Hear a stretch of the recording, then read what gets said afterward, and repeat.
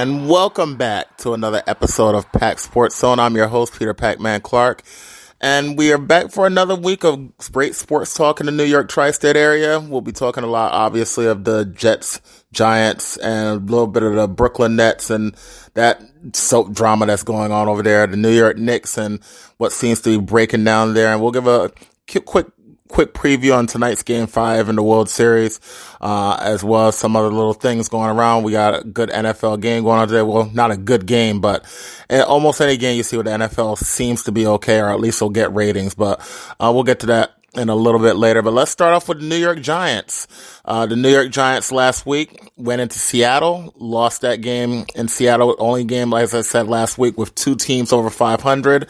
And this was all about the turnovers. The turnovers just killed them. I mean, they had 3 fumbles, 2 of them they lost. They had 6 penalties. Jones got sacked around. He got sacked 5 times. It was just not a good overall performance for the Giants. It was a big turnover late in the game on a punt return. Daniel Jones only had 176 yards passing. He was just over 50% from the passing. And then Saquon had one of his down games, had 20 carries, but only 53 yards. And with this Giant offense right now, it has to run through Saquon. Saquon has to have big games. If he doesn't, they're going to have a problem because they can't pass the ball. They don't have great wide receivers. Right now, the best wide receivers on the team are Darius Slayton and Wan'Dale Robinson. And Robinson is obviously a rookie. So it's Slayton pretty much is the number one guy. And it's just not going to work out. With them trading Kadarius Toney, which is another situation, which was a horrible situation with how that went down. But with him getting traded, it's all about just these guys trying to step up right now. You got Sterling Shepard that's out for the year. You got Kadarius Toney who's now gone and jettisoned from the team. So it's really Darius Slayton, Wan'Dale Robinson, and hopefully he can come back and be productive in Kenny Golladay. If Kenny Golladay doesn't come back and is productive on this team, I can see it start to go on a down stretch pretty fast because people are going to eventually just stack the box versus Barkley. And once they start doing that and he starts getting Derrick Henry treatment, it's really going to be tough. And you'll really see what Daniel Jones is made of. And you heard their GM showing already talk about this week that we have a lot of tape, obviously. We've seen a lot of Daniel Jones.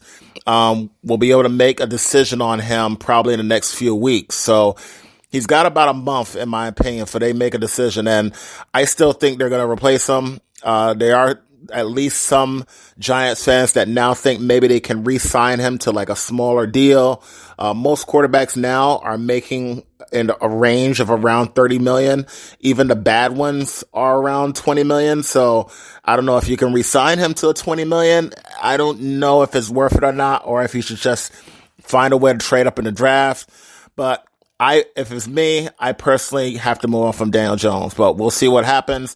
If he does start to show some promise in the next couple of weeks, maybe the coaching staff will start to line up on him and maybe they will bring him back, but we'll have to see about that. But right now, the Giants have to start thinking about next week. Not next week. They have a bye this week, the week after that. So they have 2 weeks to practice and get ready for what should be another win for them as they play against the Houston Texans. Texans are not really a great team this year. They got a lot of now controversy going on with Brandon Cooks on if he's going to play. The Texans do play the Eagles tonight, but Brandon Cooks will not be playing, and it's for more non-related injury news. That's what it pretty much is the reason. It was non-injury related. So that I know he wanted to be traded. If not traded, he wanted to be released. They're not going to release him since he's already guaranteed $18 million next year. So they're not just going to cut him just to make him happy. But it's a bad situation right now because Brandon Cooks, everywhere he's gone, he's produced. Whether it don't matter who the quarterback is, it don't matter how good or bad the team is, whether it's New England, whether it's the Saints, now whether it's the Texans, he produces. He ends up with around 1,000 yards, if not more than 1,000 yards every single year. And to me, he's almost like the older version of DJ Moore. And I said those were the 2 best wide receivers available, and neither one got traded. DJ Moore is 25 years old, coming off 3 straight years of 1,100 yards, with I would say below average quarterbacks when you talk about Sam Darnold. And I wouldn't call Cam a a below average quarterback, but he's not exactly known as the best thrower in the game. He does it more with he did it more with his athleticism. So you have those two, and now he finally ran into Baker Mayfield this year, and he can't get to 1,000 yards. So it says a lot about Baker Mayfield. He put over the past so far this year, Baker has played like a quarterback that shouldn't even be in the league. So DJ Moore looks like he's going to be with them. He has 3 more years on his deal. Brandon Cooks has 1 more year on his deal, guaranteed at $18 million. That was the big moving point because with teams trading for him, because they would love to have him. If he ever got caught, if he ever got released, he'll be snapped up in a second. He's still a very good, productive wide receiver, still fast, still can get behind the defense. The biggest problem is the $18 million guaranteed next year. Now, when I say that's a problem, I don't mean that $18 million for somebody of his caliber is high, because $18 million is actually a good deal for him. What I'm saying that is a problem is because you got $18 million that's going to be shoved into your books next year, and that's a tough situation for a lot of teams. And especially if you're a good team right now, you're probably pretty high up against the cap already. I'll give you an example. The Tennessee Titans are right now like 10, 11 million over the cap right now. So for next year. So they're going to have to be making drastic moves. If you look at last year, the New Orleans Saints, in the offseason, at one point, they were 50 million over the cap. So you got to get real creative to try to fit these big contracts in a trade. Listen, he's not super young anymore. He's not 25 like DJ Moore. So you have to start thinking, listen, do we want to pay him for a couple years? Do we want to pay him till he's 33 years old? So it's a very, very weird situation with Brandon Cooks, but he's another person that I thought the Giants needed a wide receiver. Brandon Cooks, DJ Moore, I thought they would have made a move for one of them, but they're up against the cap, so it's hard to get Brandon Cooks. And DJ Moore, they wanted a lot for him. They wanted a first round pick. Giants aren't wanting to give a first round pick. Now, if you're talking about a late first round pick, I think DJ Moore is worth it. But if you're talking about an early first round pick or a mid first round pick, I can understand not going for him. But if you look at the free agent wide receivers, first of all, if you look at the top, I would say 30 to 40 free agents in football this offseason. None of them are wide receivers. Wide receiver has become the most demanded position in the league. If you have a good wide receiver, you either trade him for a lot or you keep him long term. And that's why I will always go back to the Titans' biggest mistake this offseason was trading away A.J. Brown, because A.J. Brown has proven he's a top 10 wide receiver. He's moved Philadelphia Eagles to another level, and he has more yards and touchdowns this year than the entire Tennessee Titans wide receiving group combined. So you got to keep your wide receivers, but Giants will be moving on next week to have their bye, and then the week after facing the Houston Texans. And it looks like the Giants and Jets seem to be just on the same pattern. They both had won 4 in a row. Now they both lose in the same week. The Jets, after their 4-game win streak, they lost at home to the Patriots. And despite Zach Wilson throwing for over 300 yards, the defense had 6 sacks. It's kind of like the Giants, where the turnovers kind of killed them a little bit. Zach Wilson threw 3 interceptions, and it's not going to get any easier next week. They go against the Buffalo Bills, and that one could get ugly. The Bills, in my opinion, I said for a long time, I thought they were the best team in the league. I thought Kansas City has shown that they're probably the second best, even though I didn't think so at the start of the year. They've shown they're probably the second best, and Buffalo handled them. It was a close game. But when it came down to the stretch, Buffalo won that game in Kansas City. So I think Buffalo has proven they are the best team in the league right now.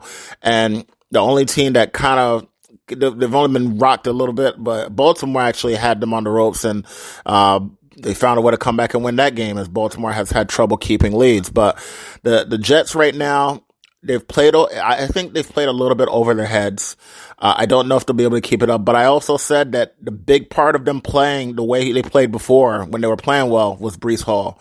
And with Breece Hall being out for the year, it's gonna have them struggle, because even though they can still run with Michael Carter, they still went out and got got Robinson from the Jaguars. They're both solid runners.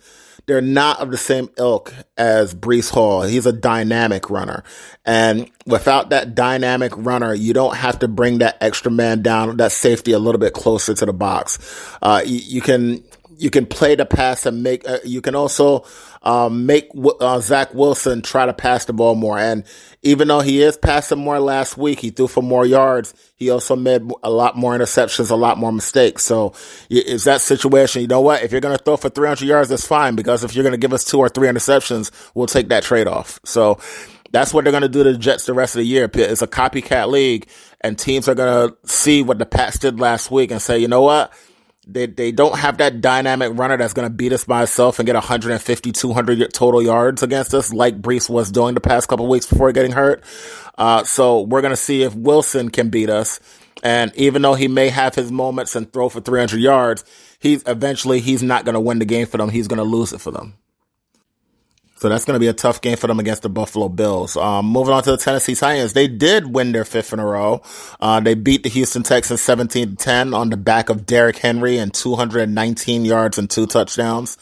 It's the 4th straight game against the Houston Texans that Derrick Henry has run for over 200 yards. So he is completely he owns that franchise. I mean, we've already talked about how much the Titans have owned Jacksonville.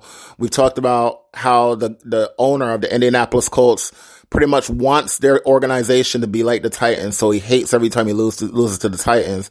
And now we got Derrick Henry that he pretty much is co-owner of the Houston Texans. So this division is always Tennessee's for the time being.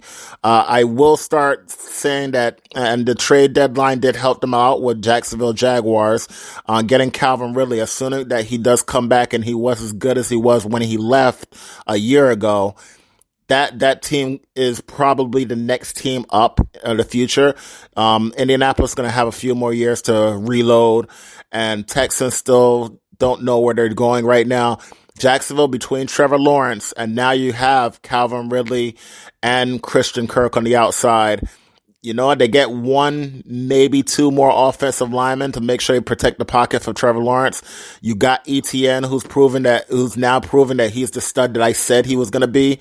That team is going to be on the rise real fast, and you got to start looking out for them for at least be second in the division and at least challenge the Tennessee Titans for first in that division by next year. So Jacksonville's making moves but for right now, it's the Titans division, and they're just dominating that division. Nobody's going to touch them. They're going on a hard stretch right now, and they know this also. That's why they don't have to push a Ryan Tannehill to play last week with a bum ankle. Malik Willis started, didn't do much. He threw for 55 yards. He ran for like another 10 or 15 yards. He did have an interception. It was a bad interception, but my thoughts on him is that we all know he wasn't ready. He hesitated a lot in the pocket. He took 3 sacks. And I was surprised it was that low because he held the ball a lot. But the reason why it was just 3 sacks because they just ran the ball pretty much every single down, and Houston could do nothing about it. It almost is a little sad that their offensive line gave up 3 sacks when you know they barely even threw passes. So they've got to get better. We know I've already stated they need a left tackle, they need a left guard. There's not too many available in free agency. However, Orlando Brown from the KC Chiefs, he is available. Elgton Jenkins who can play all over the line. He can play all 5 positions, all above average. He's available from the Green Bay Packers. There's people available, but the situation for the Titans right now is that they may end up having to keep Taylor Lewan, even though that we see how injury prone he is. He's going to be costing at least 15, 16 million on the cap next year, but they may not have a choice because there's just not a good amount of left tackles out there. So they may have to find a way to bring them back somehow. But Titans are starting to stretch where they're at KC, home against Denver, at Green Bay, home against Cincinnati, and at Philadelphia. So I would think most Titans fans would be ecstatic if they can go 3-2. I think more likely it's a 2-3. I think they're going to be close against Philadelphia, close against Kansas City, but I think they're going to lose both games. I think that the Denver game and the Cincinnati games are 2 games that they should win, but I think also they will be close just because their offense. Everybody knows this. The Titans' defense is a championship level defense. Their offense leaves a lot to be desired because even when Tannehill's in there and he's healthy, he really doesn't have much people to throw to. People are playing higher than they should be. Robert Woods is playing as their number one. He should be a number two. Treylon Burks, when he comes back, he'll be playing as a number two. He should be a number three right now at the start of his career. Kyle Phillips is been nothing so far this year, so you really can't even talk about him. I've already said that Westbrook Ikhine is a number 4 or number 5, and he's having to play as a starter. So it's really, really a bad situation for the wide receiving group. I already mentioned earlier, A.J. Brown has more touchdowns and yards than the entire group combined. And despite I understand that they are a running team, Eagles are a passing team, but that's embarrassing to have one guy that you just let go pretty much outproduce your entire group put together. That's embarrassing to me. So, Titans, they're going to win division. They're up by a lot. Even if they went 2-3 in that stretch of 5 games, they're still going to be winning division. So that's not really the problem. The problem is, and I've said this about Tennessee Titans fans, are you happy with just not being bad? This is a team that used to win 3 games a year for a while, but when they had bad quarterbacks and then they drafted Mariota and they were still struggling but got better, they got to a playoff team, and then from there, then they took off and they had these 5 straight winning seasons. But are you happy with just being this? That's the issue. If you're happy with just winning 10, maybe 11 games every year, not really a true Super Bowl contender, you're going to get knocked out in the first or second round, then that's what the Titans are right now. If you want to dare to be a championship or Super Bowl team, some changes on offense have to be drastically made. And whether that means you have to take away 1 or 2 players from the defense, now not Jeffrey Simmons. Jeffrey Simmons is in about a year or 2 is going to be the best D-tackle, best interior defensive lineman in all of football.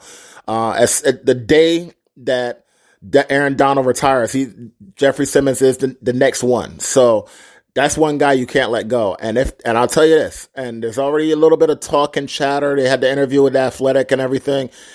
If Jeffrey Simmons is not in a Titans uniform in 2 years, the fans that were saying last year, and they were taking the side of the organization when they traded A.J. Brown, saying, oh, it was A.J.'s fault. A.J. didn't want to be here. He complained about everything. He's a diva. I don't want him back on his team. He wanted too much money. If Jeffrey Simmons is in the same situation and either traded or let go in 2 years, those same fans are probably going to burn the building down. They're going to be livid because it's going to make them all look like fools.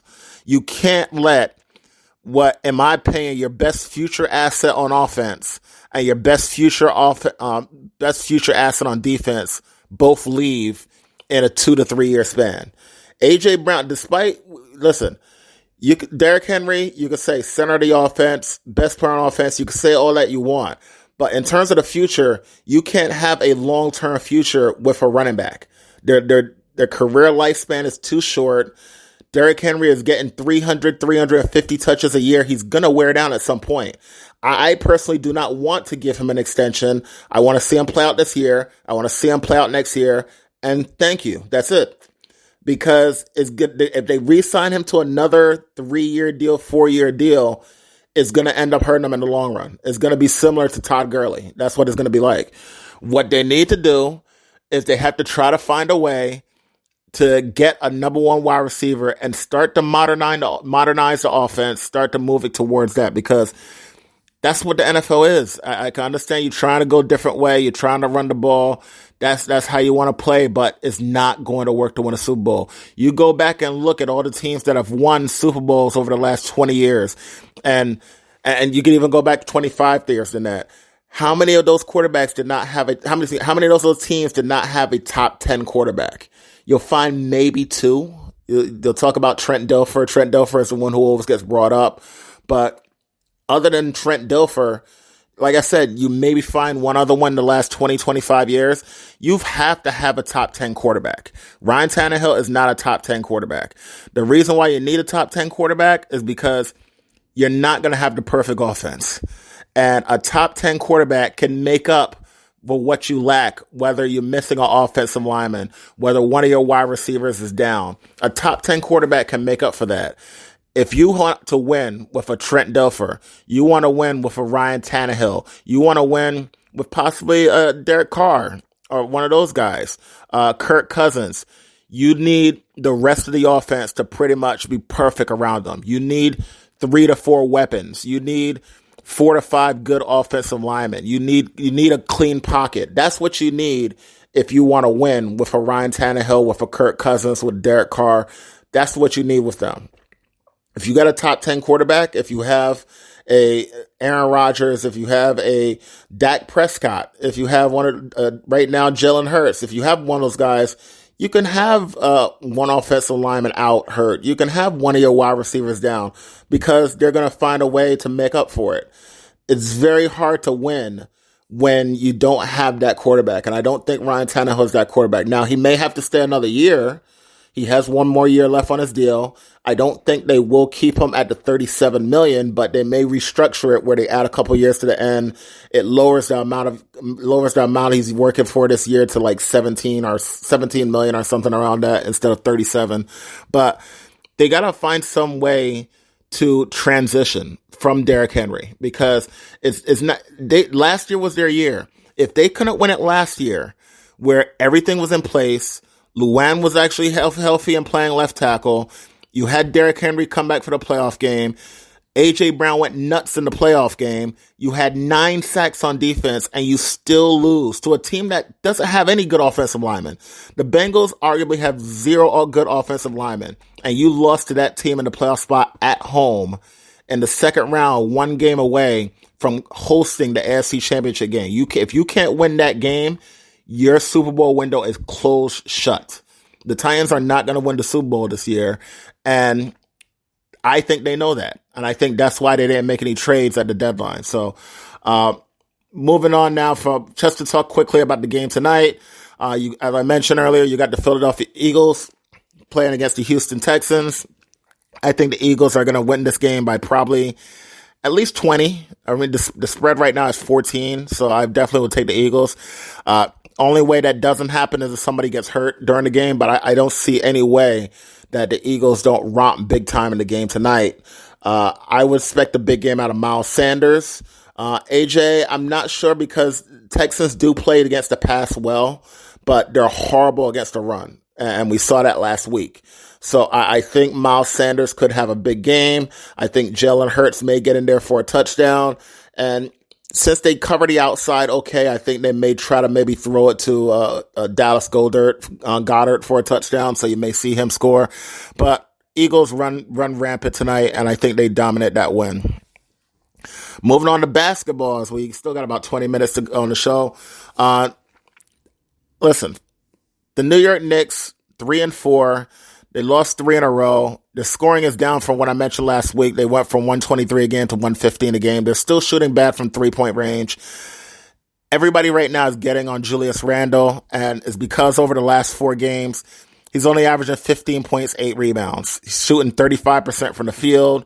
He's 0 for 9 from 3-point range within that time, and he's still playing 32, 33 minutes. While the guy I've been hyping, Obi Toppin, he's averaging 10 and 3 over that same span, shooting 50% from the field, 50% from 3-point range, and not just on a small volume. He's 9 out of 18 from 3-point range.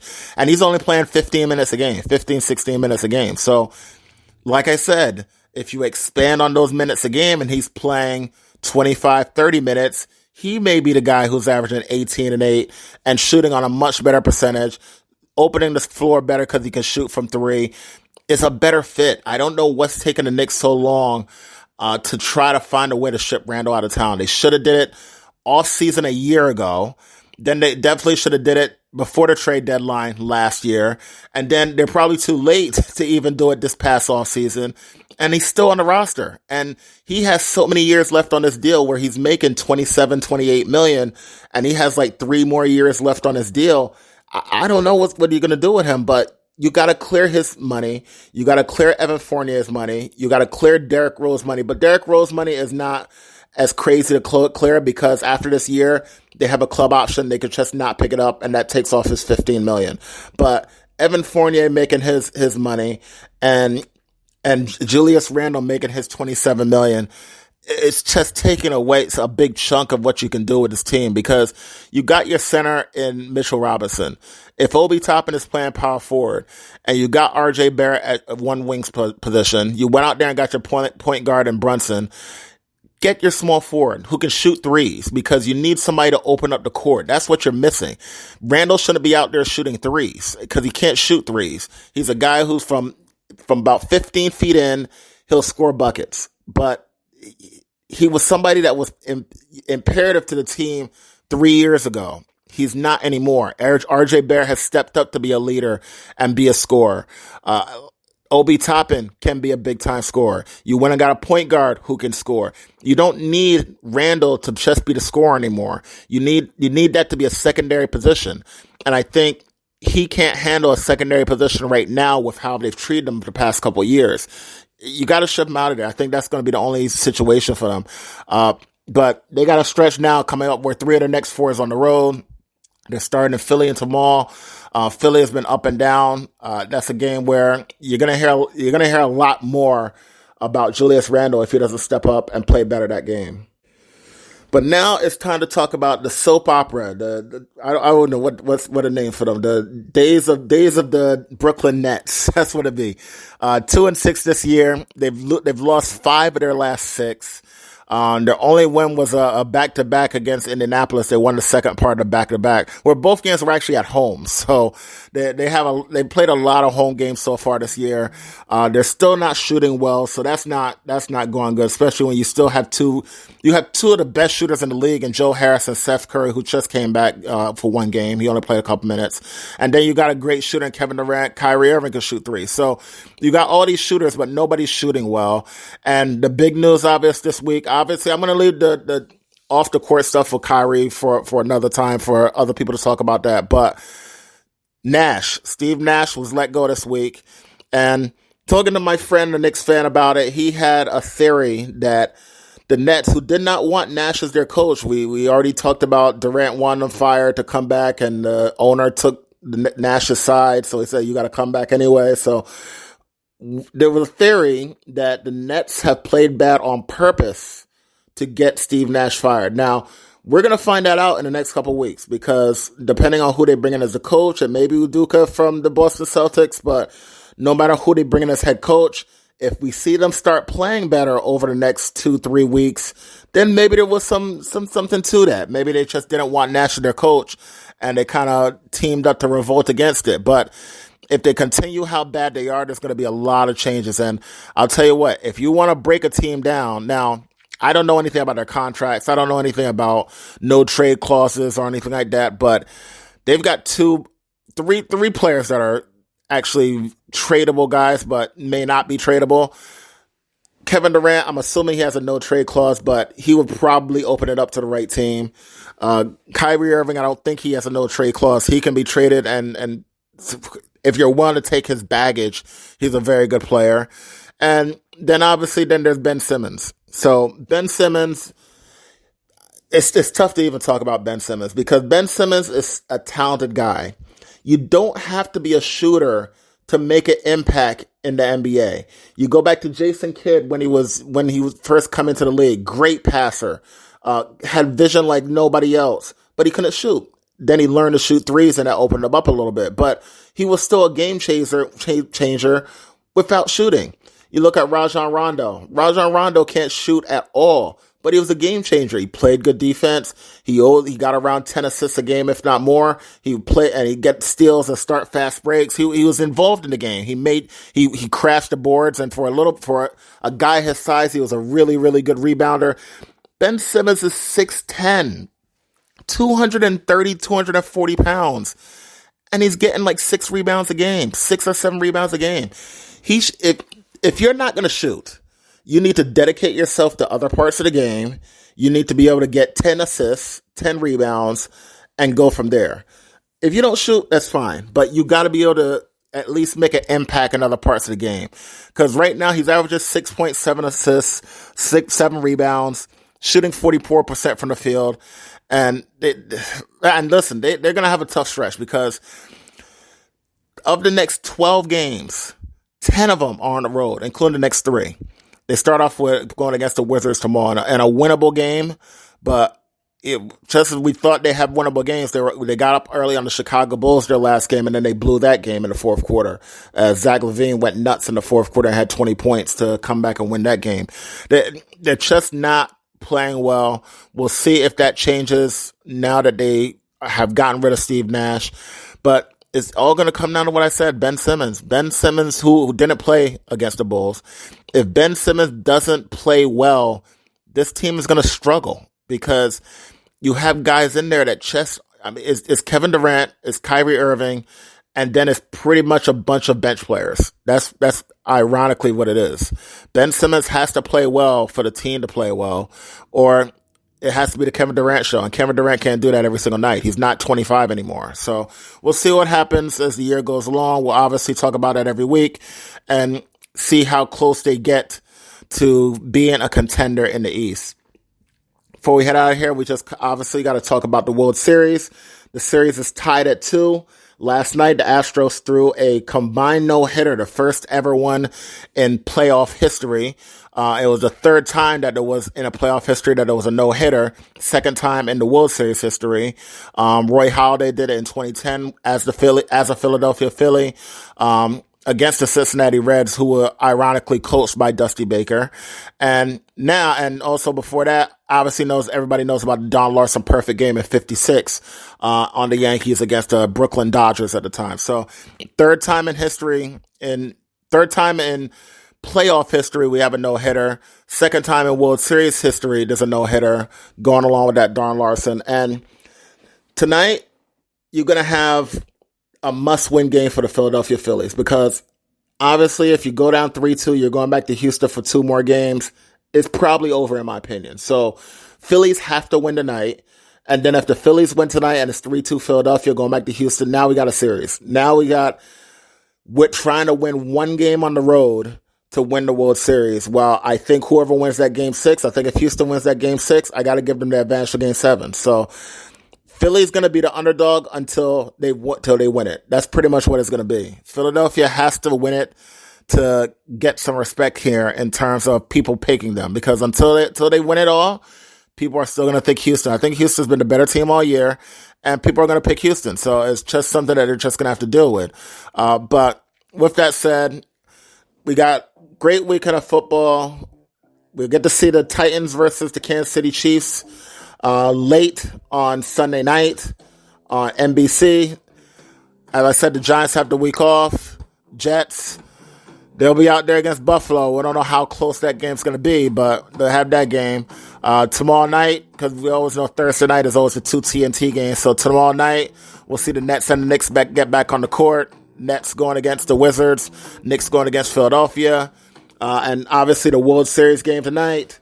Philadelphia Phillies against the Houston Astros, 2-2. And then after tonight, they go back to Houston for the final 2 games. Game 7, obviously, if necessary. And if it's necessary, you always know that's a must-watch. Anytime you got a Game 7, it's always a must-watch. So for that, that's the end of this week's show. I'm your host, Peter Pac-Man Clark, the Sports God.